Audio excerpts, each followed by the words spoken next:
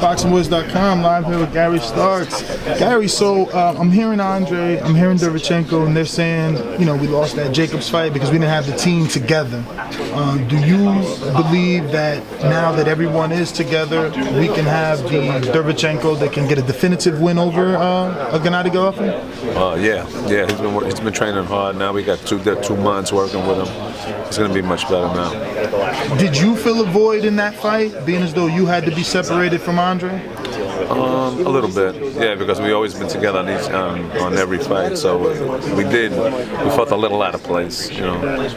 Do you give Derevyachenko any mental edge, being as though he was here before, maybe a year ago, and Gennady vacated that title instead of taking that fight? Is there a mental edge because of that, or is that just politics and business? No, I think there's a mental edge now. Oh, yeah? Yeah, I think he's hyped up for this fight now. Now he's ready. You know, now we got the team back. He looks confident, training hard. You know, so it's a positive right now. So obviously a lot is being made of Gennady and whether or not Derevyachenko is catching him at the right time and the age. What are your, I guess, impressions on Gennady, his age, and just fighters in general when they get up in age? How important or how much of a factor is that? I mean, it's a little factor, but I mean, I don't see Gennady as a drinker, a partier. So you know, I know he's coming in great shape. I know he wants this belt back too. So we know what he's coming with, and he's a talent. He can punch. Keep it down a little bit, please. You know, so we have to work very hard to beat this kid. I don't care if he's 38. The age don't mean, you know, 38. He just fought Canelo. He didn't look bad. 37. You know, so we're probably going to see something around the same type of that he was against Canelo.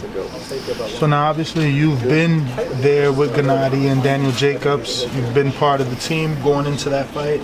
So this is your second opportunity getting a look at Gennady. Does that give you any added confidence? Do you think that, you know, this is second crack, we can do it now, we know the master plan? Yeah, I mean, we know him now. We had 3 shots at him with Curtis. Oh, Curtis right. Stevens too. So, you know, we know he could punch. We've seen some things that maybe we could take advantage of. Watched the Canelo fight a lot of times. So, I mean, there's little things, little pointers that we pick out. We know he does the same thing all the time. He's with a different trainer now, so, you know, if we look like he was with Abel Sanchez, we see the same thing. So that might be something a little different.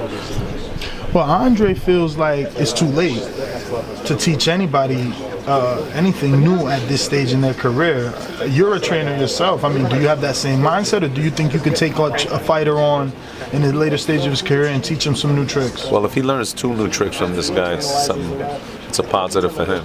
You understand what I'm saying? Because he already knows what he knows. So if Jonathan Banks puts 3 or 4 little things in his computer, of course it's an asset, you know? So we have to be ready for all angles on this kid. What does Derevyachenko do right that can be an issue for Gennady Golovkin? I think he's well-rounded. A punching power, you gotta respect Golovkin's punching power. Sergey's more of a technician. He's going to work him. He's going to use his brain on him.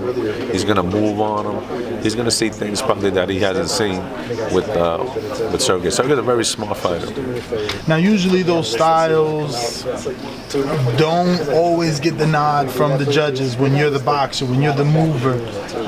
What do you think he can do to ensure that he is being credited for boxing instead of, I don't know, singled out for running?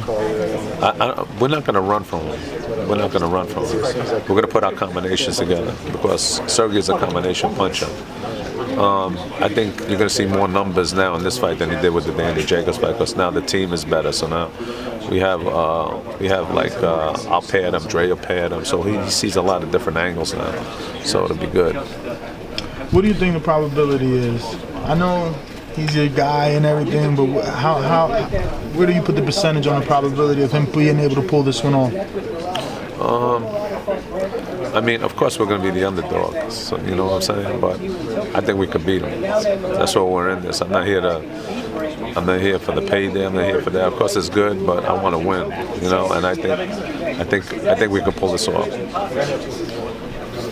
Feel free to hit the like, subscribe, and share. As always, if you want to support us to the next level, head over to the patreon.com/ThaBoxingVoice. We have tons of exclusive from Border Wars, Entitled, betting shows, the list goes on and on and on. But in addition to that, if you guys have questions for fighters, trainers, and promoters, this is where you can submit them. We will run out, get these questions answered, and put it back on the show just for you guys. Appreciate it. Peace.